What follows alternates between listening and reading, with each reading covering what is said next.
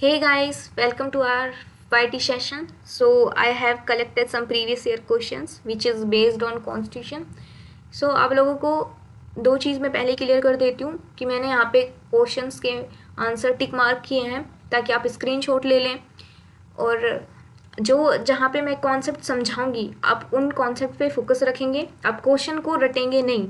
अगर आप क्वेश्चन को रटेंगे तो आपका सिर्फ वो आंसर ही याद रह जाएगा। बाकी आप अगर ड्यू ने कभी घुमा फिरा के क्वेश्चन पूछ लिए तो आप लोगों को वो क्वेश्चन समझ में ही नहीं आएगा कि इसका आंसर क्या होगा। तो आपका मेन फोकस जो मैं कॉन्सेप्ट समझाऊंगी उसको समझने पे होना चाहिए। Okay, so let's move on the question. First question है the nature of relationship a lawyer share with his client is moral, customary, fiduciary और स्टेचरी। इसका आंसर है फिड्यूशरी, क्योंकि फिड्यूशरी जो टर्म है वो ट्रस्ट पे बेस्ड है। जो रिलेशनशिप पूछा हुआ है हमारे क्वेश्चन में लॉयर और क्लाइंट का, तो जो नेचर ऑफ रिलेशनशिप है वो फिड्यूशरी है, क्योंकि ये जो ऐसा रिलेशन है जो ट्रस्ट पे बेस्ड है, ट्रस्ट पे बियॉन्ड करता है। जैसे एक डॉक्टर का पेशेंट के साथ में, कंपनी का शेयर होल्डर के साथ में। तो फिड्यूशरी ये टर्म आपको याद रखनी है। फिड्यूशरी का मतलब ही ऐसा रिलेशन है जो ट्रस्ट पे बियॉन्ड करता है। Okay, so let's move on the second question. Who among the following is not appointed by the president of India. तो एग्जाम हॉल में बहुत से स्टूडेंट एंजाइटी में, प्रेशर में ये सिली मिस्टेक्स कर देते हैं कि वो क्वेश्चन को ठीक से पढ़ते नहीं है या सिर्फ रफली रफली पढ़ लिया, चले गए और आपने इसलिए मिस्टेक कर दी, यहाँ पे नोट को अवॉइड कर दिया। तो जब भी आप एग्जाम हॉल में एग्जाम देने जाओगे तो आप ऐसी सिली मिस्टेक्स मत करना, नहीं तो क्वेश्चंस आपके नेगेटिव मार्किंग में चले जाएंगे। पहले ही देख लेना कि क्वेश्चन ये नेगेटिव सेंस में तो नहीं पूछ रहा है, यहाँ पे नोट तो नहीं आ रहा है। ओके, क्योंकि जहाँ पे नोट आ गया उसका आंसर ही उल्टा हो जाएगा। ठीक है, तो इसमें नॉट पूछा हुआ है, not appointed by the president of India, यानी कि प्रेसिडेंट ऑफ इंडिया किसको अपॉइंट नहीं करता है। तो चीफ इलेक्शन कमिश्नर को अपॉइंट करता है, चीफ जस्टिस को अपॉइंट करता है, गवर्नर को अपॉइंट करता है। किसको नहीं करता है? Speaker of house of the people को अपॉइंट नहीं करता है, स्पीकर को नहीं करता। ओके, तो जब हम प्रेसिडेंट का टॉपिक पढ़ेंगे, जब हम कॉन्स्टिट्यूशन की सीरीज स्टार्ट करेंगे, तो वहाँ पे मैं और भी ऐसे डिपार्टमेंट्स है जिनके हेड को प्रेसिडेंट अपॉइंट करता है। जैसे यूपीएससी का चेयरमैन है, उनको भी प्रेसिडेंट ही अपॉइंट करता है। यूटीज़ में गवर्नर होते हैं, उनको भी प्रेसिडेंट ही अपॉइंट करता है। तो ऐसे बहुत सारी लिस्ट है, मैं लिस्ट प्रोवाइड कर दूंगी आपको कि किस किस को करना है, ताकि आपको याद करने में थोड़ा ईजी हो जाएगा। नेक्स्ट क्वेश्चन पे चलते हैं। द स्पीकर ऑफ लोकसभा में resign by tendering his resignation to, यानी कि स्पीकर ऑफ लोकसभा किसको अपना रेजिग्नेशन देता है, किसको वो एड्रेस करता है अपने रेजिग्नेशन में। तो स्पीकर ऑफ लोकसभा है वो डिप्टी स्पीकर को वो अपना रेजिग्नेशन देता है। ओके, जब डिप्टी स्पीकर को कभी रिज़ाइन करना होता है तो वो स्पीकर ऑफ लोकसभा को अपना रेजिग्नेशन देता है, क्योंकि ये दोनों अपोजिट ही चलते हैं। ठीक है, तो सेकंड क्वेश्चन में मूव करते हैं। Prime minister of India is elected, selected, appointed और नॉमिनेटेड। मुझे नहीं लगता किसी को इस क्वेश्चन में दिक्कत होगी, तो इसका आंसर है अपॉइंटेड। नेक्स्ट क्वेश्चन पे चलते हैं। Planning commission has been replaced by, planning commission जो पहले था उसको किससे रिप्लेस कर दिया गया है अब करंट में। तो इसका आंसर है नीति आयोग, क्योंकि जब मोदी गवर्नमेंट 2014 में आई थी तो मोदी जी ने अनाउंसमेंट की थी कि हम प्लानिंग कमीशन को रिप्लेस करेंगे, और नीति आयोग का उन्होंने कॉन्सेप्ट दिया था। तो नीति आयोग का फॉर्मुलेशन पूछ ले या नीति आयोग कब बनाया गया ये पूछ ले आपसे, तो इसकी डेट याद रखना, 1 जुलाई 2015। So the constitution of India was adopted on. तो आप लोगों को यहाँ पे वर्डिंग पे ध्यान देना है। अडॉप्टेड पूछा है क्वेश्चन में, तो अडॉप्ट हमने कॉन्स्टिट्यूशन को 2 बार किया था, इनकी हाफ 26 नवंबर 1949 को कर लिया, हाफ 26 जनवरी 1950 को अडॉप्ट कर लिया। इस क्वेश्चन में अडॉप्ट पूछा गया है तो ये 2 डेट आ गई। जब आपसे एनफोर्समेंट पूछा जाएगा तो सिर्फ सिंगल डेट आएगी, क्योंकि एनफोर्समेंट 26 जनवरी 1950 को हुआ था। ठीक है, और नेक्स्ट क्वेश्चन पे चलते हैं। The preamble of the constitution of India state India is. तो इसमें ये 5 टर्म दी हुई है, जिसमें मैं जब कॉन्स्टिट्यूशन को स्टार्ट कराऊंगी वो सीरीज जब मैं लेके आऊँगी यूट्यूब पे, तब मैं 5 को डिफाइन कर दूंगी अच्छे से। अभी के लिए हम बस ज़्यादा लेंथी वीडियो हो जाएगा, तो मैं सिर्फ इतना बता देती हूँ कि जो स्टार्टिंग की 3 टर्म है उनको 42 कॉन्स्टिट्यूशन अमेंडमेंट से प्रियम्बल में अमेंड किया गया था। प्रियम्बल अभी तक एक बार ही अमेंड हुई है। तो ये क्वेश्चन भी पूछा जाता है कि प्रीएम्बल कितनी बार अब तक अमेंड हो चुकी है, तो सिर्फ सिंगल टाइम अमेंड हुई है, वो भी 42 कॉन्स्टिट्यूशन अमेंडमेंट से, 70 और सोशलिस्ट और सेकुलर। ओके, तो इसका आंसर ये हो गया। नेक्स्ट क्वेश्चन पे चलते हैं। Which is following is not a fundamental right. तो इसका आंसर है राइट ऑफ प्रॉपर्टी, क्योंकि ये पहले फंडामेंटल राइट था, लेकिन 44 कॉन्स्टिट्यूशन अमेंडमेंट जब हुआ तो राइट ऑफ प्रॉपर्टी को लीगल राइट बना दिया गया, इसको फंडामेंटल राइट से हटा दिया गया। अब right of property 300 article of the constitution में ऐड है। तो नेक्स्ट क्वेश्चन पे चलते हैं। Political parties are recognized by. Political parties को रिकॉग्नाइज कौन करता है? इलेक्शन कमीशन ऑफ इंडिया, यही उनको रिकॉग्नाइज करती है। ये एक ऐसी बॉडी है जो पॉलिटिकल पार्टीज को रिकॉग्नाइज करती है। इसके बारे में भी हम इन डिटेल में पढ़ेंगे नेक्स्ट वीडियो में। Which of the following writ is issued to release a person from wrongful detention. अगर किसी पर्सन को रॉन्गफुल डिटेन कर लिया जाता है किसी अथॉरिटी के द्वारा, या किसी पर्सन ने उसको डिटेन कर लिया है, तो कौन सी रिट अप्लाई होगी? Habeas corpus.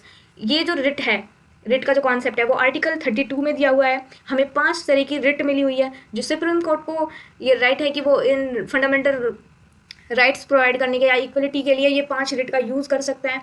ये हेबियस कॉर्पस या तो वो पर्सन फिल कर सकता है, या उसका रिलेटिव, कोई फ्रेंड वगैरह, वो कोई भी इसको फिल कर सकता है। तो नेक्स्ट क्वेश्चन पे चलते हैं। जब हम कॉन्स्टिट्यूशन की सीरीज स्टार्ट करेंगे तब ये 500 टाइप की मैं रिट आपको बता दूंगी। तो नेक्स्ट क्वेश्चन पे चलते हैं। A bill become a law when it is. एक बिल, जब पार्लियामेंट में कोई बिल पेश किया जाता है तो वो लॉ कब बनता है? जब दोनों हाउस है उसको पास कर देते हैं तब, या sign by the prime minister और sign by the speaker and chief justice of India. तो ये तीनों ही ऑप्शन गलत है, इसका राइट आंसर है प्रेसिडेंट। जब तक किसी बिल के ऊपर प्रेसिडेंट अपनी असेंट नहीं देगा तब तक वो लॉ नहीं बनेगा। तो एक बिल को लॉ बनने के लिए प्रेसिडेंट की असेंट सबसे ज़्यादा इंपॉर्टेंट है। ओके, तो नेक्स्ट क्वेश्चन पे चलते हैं। The moot is a basic point of law, a basic of case and mock court for practice by students, another name of magistrate court. So जो moot होता है वो एक मॉक कोर्ट होता है फॉर प्रैक्टिस बाय स्टूडेंट। ये university में, college में, जहाँ से भी आप लॉ करोगे वहाँ पे आपको एक मूट कोर्ट मिलेगा, जहाँ पे आप हाई कोर्ट की या सुप्रीम कोर्ट की तरह एक प्रैक्टिस करवाई जाती है कि आप किसी भी कोर्ट में अपने आप को प्रेजेंटेबल कैसे बना सकते हो। तो स्टूडेंट्स के लिए वो प्रैक्टिस के लिए बनाया जाता है यूनिवर्सिटी में, कॉलेज वगैरह में। तो नेक्स्ट क्वेश्चन पे चलते हैं। The basic feature theory of the constitution of India was propounded by the supreme court in the case of. तो इसकी लैंग्वेज थोड़ी सी टफ ज़रूर है, लेकिन बहुत ईजी सा क्वेश्चन है। तो आपके एग्जाम में जब भी इतने थोड़े लेंथी वाले क्वेश्चन आएंगे तो आप थोड़ा सा रिलैक्स होके, उस टाइम पे आपको एंजाइटी नहीं करनी है, ना उनको फील करना है कि यार ये बहुत लंबा क्वेश्चन है तो हमसे होगा नहीं, या हम इसको गलत कर देंगे, ये बहुत हार्ड है। कि ये लंबे क्वेश्चन सिर्फ स्टूडेंट का जो फियर है उसको बढ़ाने के लिए ही दिए जाते हैं। तो इसमें बेसिक फीचर जो टर्म यूज़ की गई है वो हम बेसिकली पढ़ते हैं कि बेसिक स्ट्रक्चर जो कॉन्स्टिट्यूशन का पार्ट है, यानी कि जो कॉन्स्टिट्यूशन में जिसमें ये बोला गया है कि किसी भी पार्ट में आप अमेंडमेंट करो, लेकिन आप कॉन्स्टिट्यूशन के बेसिक स्ट्रक्चर को आप चेंज नहीं कर सकते, ये सुप्रीम कोर्ट ने कहा था। तो कौन से केस में कहा गया था ये पूछा हुआ है इसमें। तो हम इसका आंसर देंगे Keshavanandan Bharati case versus state of Kerala, क्योंकि इसी केस में बेसिक स्ट्रक्चर का कॉन्सेप्ट आया था। तो नेक्स्ट क्वेश्चन पे चलते हैं। From the enforcement of fundamental right court issue. Fundamental right को एनफोर्स करने के लिए सुप्रीम कोर्ट, हाई कोर्ट क्या इशू करती है? तो मैंने पहले क्वेश्चन में बताया था वहाँ पे भी कि रिट जो आर्टिकल 32 है वो सुप्रीम कोर्ट को, हाई कोर्ट को पावर देता है। 32 पावर देता है सुप्रीम कोर्ट को, 226 पावर देता है हाई कोर्ट को रिट इशू करने की। ओके, तो नेक्स्ट क्वेश्चन में चलते हैं। The 86 amendment of the constitution make education a fundamental right for all. जो 86 अमेंडमेंट है उसमें अमेंडमेंट किया गया, ये 86 जो अमेंडमेंट हुआ था उसमें एजुकेशन को फंडामेंटल राइट बनाया गया था, फ्री ऑफ एजुकेशन को। तो इसमें कितने बच्चों तक की एज शामिल है? तो इसमें 6 से 14 साल के बच्चों को फ्री एजुकेशन प्रोवाइड की जाएगी, ये हमारा फंडामेंटल राइट है। तो 86 अमेंडमेंट एक्ट कब आया था? ये आया था 2002 में। ओके, इसी अमेंडमेंट एक्ट से एक फंडामेंटल ड्यूटी भी ऐड हुई थी जो फ्री ऑफ एजुकेशन पे थी, कि स्टेट के ऊपर ये रिस्पॉन्सिबिलिटी है कि वो बच्चों को फ्री एजुकेशन प्रोवाइड करे। पहले ओरिजिनली 10 फंडामेंटल ड्यूटीज़ थी, अब इस अमेंडमेंट के बाद में 86 अमेंडमेंट के बाद में 11 फंडामेंटल ड्यूटीज़ हो गई है। तो ये फ्री एजुकेशन की ही एक ड्यूटी और इंक्रीज़ कर दी गई है। नेक्स्ट क्वेश्चन में चलते हैं। The temporary release of a convicted prisoner from the jail for a fixed period is called. यानी कि कोई पहले से ही कन्विक्टेड प्रिजनर है जो जेल में है एक फिक्स टाइम के लिए, जिसको सजा मिल गई है 5 साल की, 10 साल की या 14 साल की, अब उसको टेम्परेरी रिलीज दे दिया गया है, तो हम उस टर्म को क्या बोलेंगे, उसको बोलेंगे पेरोल। जैसे आपने एक फेमस केस था संजय दत्त का, उनको भी पेरोल पे छोड़ा गया था, तो आप इस तरीके से भी याद कर सकते हैं। नेक्स्ट क्वेश्चन पे चलते हैं। Who is the first law officer of the country. इसमें फर्स्ट लॉ कमिश्नर नहीं पूछा हुआ है, ऑफिसर ऑफ द कंट्री पूछा हुआ है। तो अटॉर्नी जनरल ऑफ इंडिया है, वो फर्स्ट लॉ ऑफिसर होता है। ये कॉन्स्टिट्यूशन के आर्टिकल 76 में डिफाइन किया गया है अटॉर्नी जनरल को। इसको प्रेसिडेंट ही अपॉइंट करता है। तो ये पार्लियामेंट में जब भी कोई सेशन होता है तो वहाँ पे पार्टिसिपेट कर सकता है, इसको वोट देने का राइट नहीं होता है। Let's move on the next question. So governor of A state can make law during recess of state legislative assembly through. तो जब हमारे नेशनल इमरजेंसी लगती है, स्टेट इमरजेंसी, फाइनेंशियल इमरजेंसी, किसी भी तरीके की 3 इमरजेंसी में जब इमरजेंसी लगती है, तो गवर्नर को क्या राइट है कि वो लॉ बना सकता है, या उस टर्म को क्या बोलते हैं, तो गवर्नर एक ऑर्डिनेंस पास करता है। ठीक है, जब नेशनल इमरजेंसी लगती है तब प्रेसिडेंट ऑर्डिनेंस पास करता है। जब स्टेट में कोई इमरजेंसी, किसी पर्टिकुलर स्टेट में अगर कोई इमरजेंसी लग रही है, स्टेट इमरजेंसी लग रही है, तो गवर्नर वहाँ पे, गवर्नर को ये राइट होता है कि वो ऑर्डिनेंस पास कर सकता है, कि क्योंकि वहाँ पे पार्लियामेंट तो सॉरी लेजिस्लेटिव तो सेशन में होती ही नहीं है, तो उसके बाद में लॉ बनाने की जो रिस्पॉन्सिबिलिटी आती है वो गवर्नर पे आती है, तो गवर्नर ऑर्डिनेंस पास कर देता है। By which constitutional amendment act the National Judicial Appointment Commission has been set up?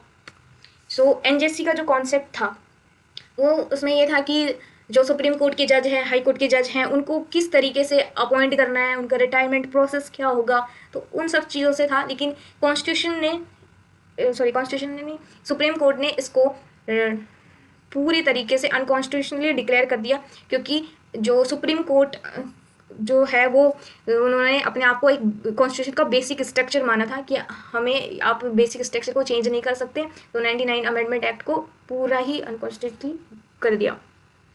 Next question पे चलते हैं। How many fundamental duties are listed in the constitution. Fundamental duties are listed in the constitution, तो इसमें total duties पूछी हुई है, तो वो 11 है। अगर ओरिजिनली ड्यूटी पूछ ले कि पहले जब कॉन्स्टिट्यूशन बना था तब फंडामेंटल ड्यूटीज कितनी थी, तब हमारे पास में 10 ही फंडामेंटल ड्यूटीज थी। अब 86 कॉन्स्टिट्यूशन अमेंडमेंट के बाद में 2002 में वो अमेंडमेंट हुआ था, उसके बाद में अब 11 ड्यूटीज हमारे पास में है। तो आप लोगों को ये सेशन पसंद आया हो तो प्लीज़ लाइक करें,